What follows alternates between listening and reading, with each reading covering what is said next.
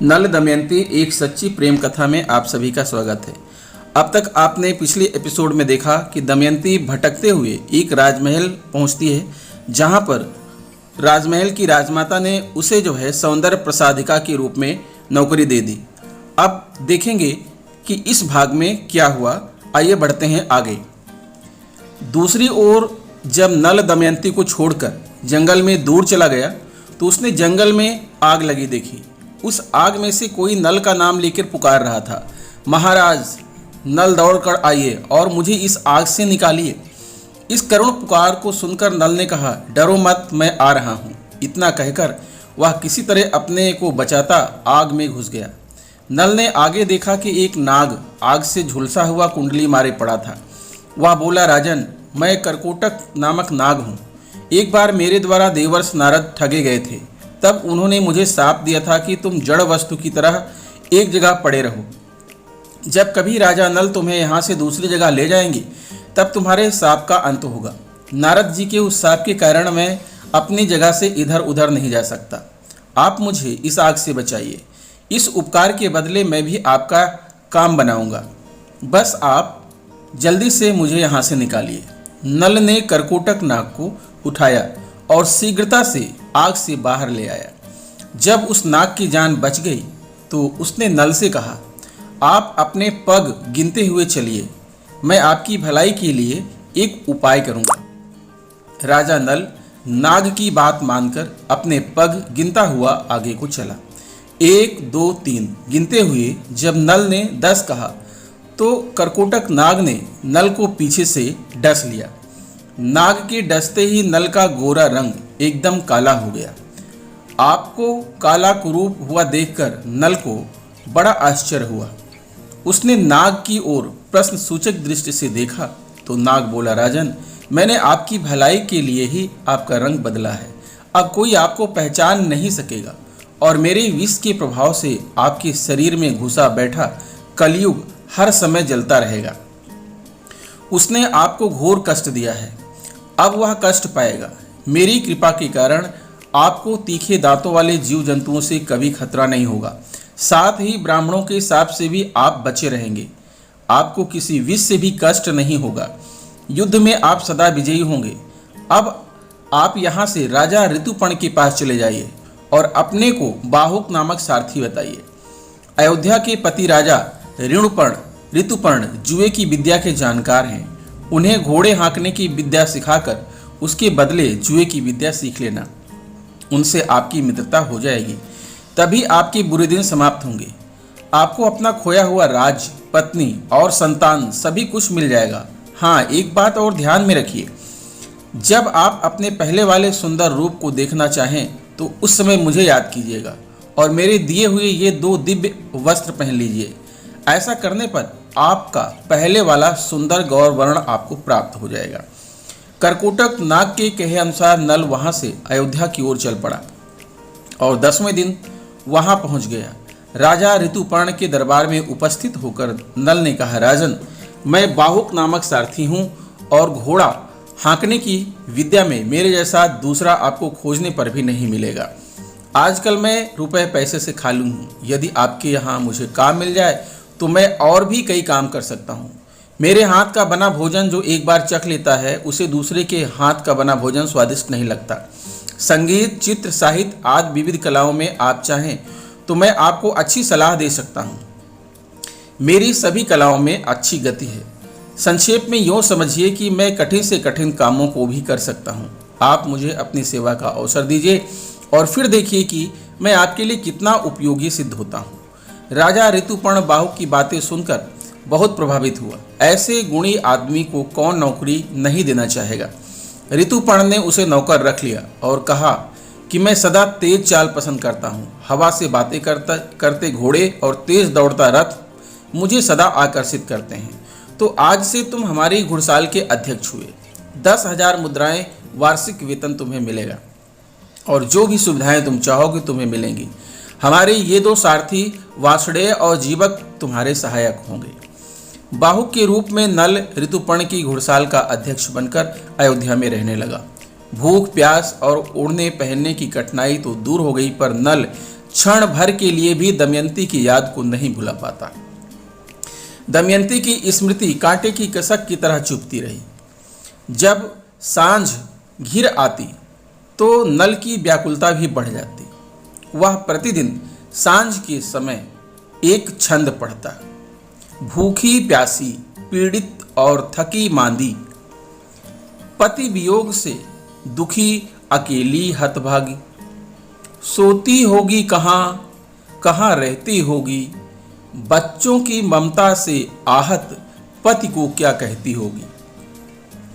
एक दिन सांझ को नल जब इस छंद को दोहरा रहा था तो उसके सहायक जीवक ने पूछा, बाहु, तुम्हें हर सांझ को किसी स्त्री की याद सताती है, हमें भी तो कुछ बताओ। तब बताओ। तब नल ने कहा, बड़ी करुण कहानी है, सुनकर तुम्हारा जी भर आएगा। एक भला आदमी था और बहुत ही भली उसकी पत्नी। दोनों में प्रेम भी खूब था। बड़े सुख से उनके दिन बीत रहे थे। भाग्य ने पलटा खाया। उन दोनों को घर से निकलना पड़ा। वे जंगलों में भटकने लगे और फल मूल खाकर अपने दिन काटने लगे। एक दिन वह पुरुष पतिव्रता पत्नी को जंगल में सोती छोड़कर कहीं चला गया। बाद में अपने इस काम के लिए उसे बड़ा पछतावा हुआ। अब वह दिन रात अपनी पत्नी के दुख की बात सोचकर दुखी रहता है। जो पतिव्रता संकट में पति के पीछे पीछे वन में चली गई, उस कठोर हृदय पुरुष ने उसे ही जंगल में अकेला छोड़ दिया। दुष्ट ने यह भी नहीं सोचा कि हिंसक जानवरों से भरे इस बीहड़ जंगल में यह नारी कैसे जीवित बचेगी और मार्ग का पता न होने से कैसे जंगल से बाहर निकलेगी, क्या खाएगी और कैसे अपना जीवन बचाएगी। वह आदमी अपने इस नीच काम की याद करके सदा पश्चाताप की आग में जलता रहता है। जीवक ने इस दुख भरी कहानी को सुनकर लंबी सांस ली। उसकी आंखें गीली हो गई थीं। दमयंती के पिता विदर्भराज भीम को जब पता लगा कि राजा नल जुए में सब कुछ हारने के बाद दमयंती सहित वन को चले गए हैं, तो उसने उन्हें खोजने के लिए बहुत से ब्राह्मणों को इधर उधर भेजा। राजा ने ब्राह्मणों से कहा कि जो मेरी पुत्री और जवाई का पता लगाएगा उसे 1000 गवें दी जाएंगी। बड़ी उपजाऊ कर मुक्त भूमि भी दूंगा। जो भी नल दमयंती को या दोनों में से एक को लेकर आएगा या उनका पूरा पता ठिकाना बताएगा, उसे यह पुरस्कार मिलेगा। वे सूझबूझ वाले ब्राह्मण नल दमयंती को खोजने चारों दिशाओं में चले गए। बहुत खोजने पर भी किसी को नल दमयंती का कुछ पता नहीं लगा।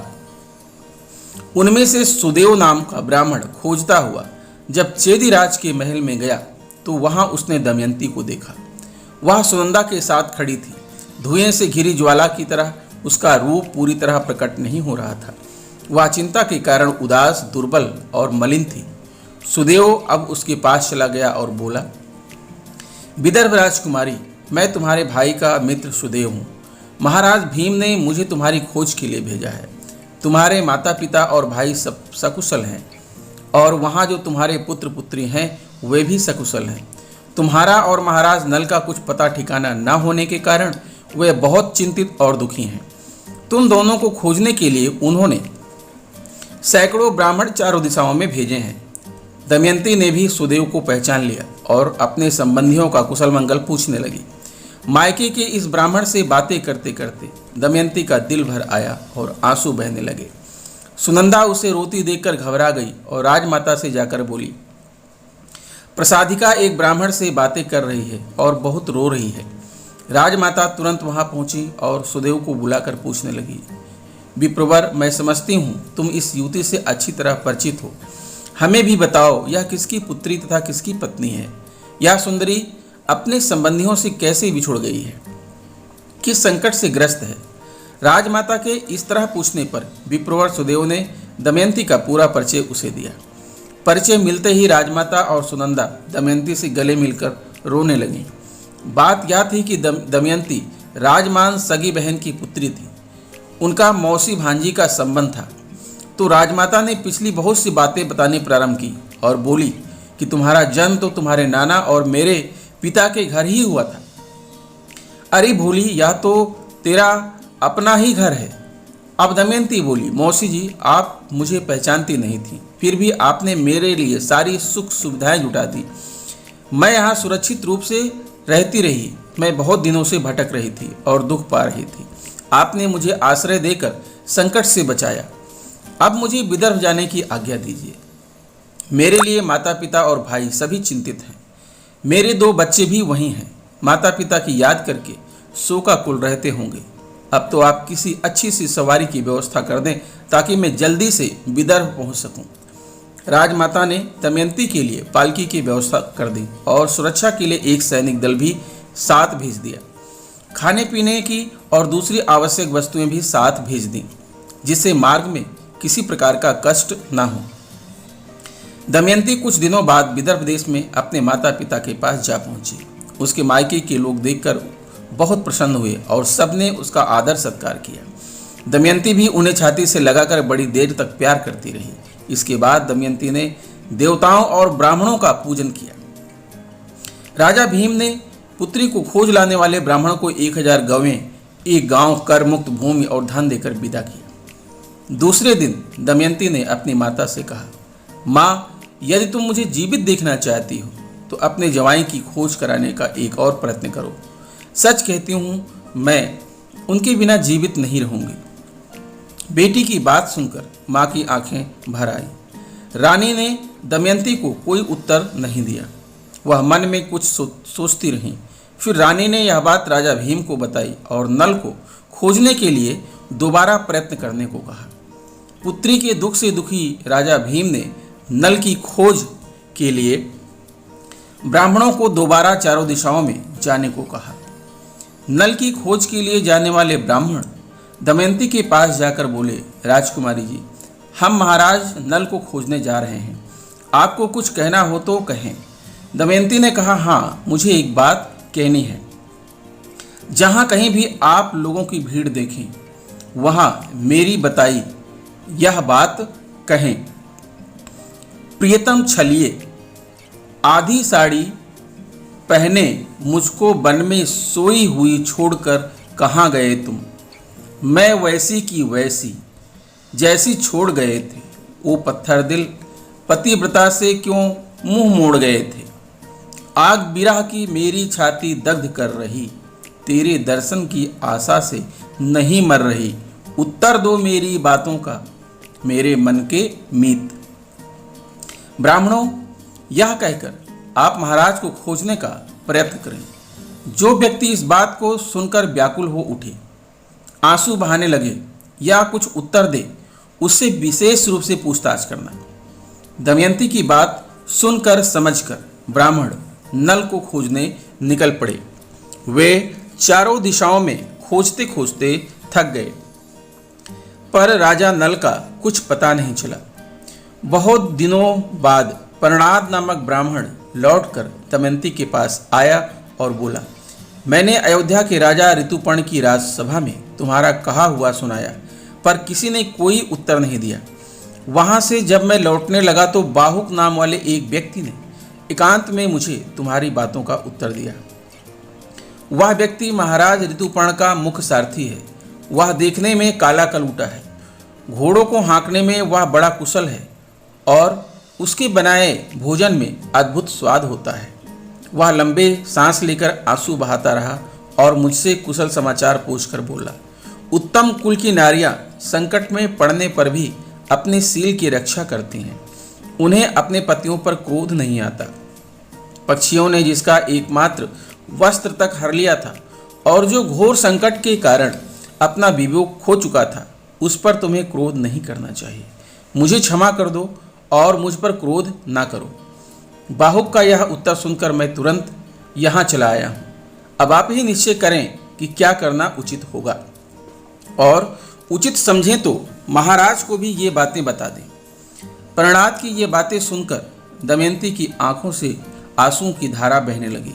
वह एकांत में अपनी माता से जाकर बोली, मैं महाराज नल को यहाँ बुलाने का एक उपाय करना चाहती हूँ, पर पिताजी को इसका पता नहीं लगना चाहिए। मैं सुदेव ब्राह्मण को ऋतुपर्ण की राजधानी अयोध्या में भेजना चाहती हूँ। फिर उसने परणाद को बहुत सा धन देकर विदा किया और वचन दिया कि जब महाराज नल आएंगे तब और भी दूंगी। फिर उसने सुदेव को बुला भेजा और माता के सामने ही कहा, सुदेव जी, आप पंछी की तरह उड़कर अयोध्या नगरी में जाइए और वहाँ के राजा ऋतुपर्ण से कहिए कि राजा भीम की राजकुमारी दमयंती दोबारा स्वयंवर करेगी। वहाँ सभी राजा राजकुमार आ रहे हैं। स्वयंवर कल ही होगा। यदि आपके लिए कल दिन निकलने तक विदर्भ पहुँचना संभव हो तो पहुँचिए। दमयंती कल सूर्योदय के बाद दूसरे पति का वरण करेगी। कारण यह है कि निषदराज नल के जीवित या मृत होने का कोई समाचार नहीं है। ब्राह्मण सुदेव ने दमयंती को बताए अनुसार जाकर सारी बात महाराज ऋतुपर्ण को बता दी। कहानी का अगला भाग 8वें एपिसोड में देखिए। तब तक के लिए नमस्कार।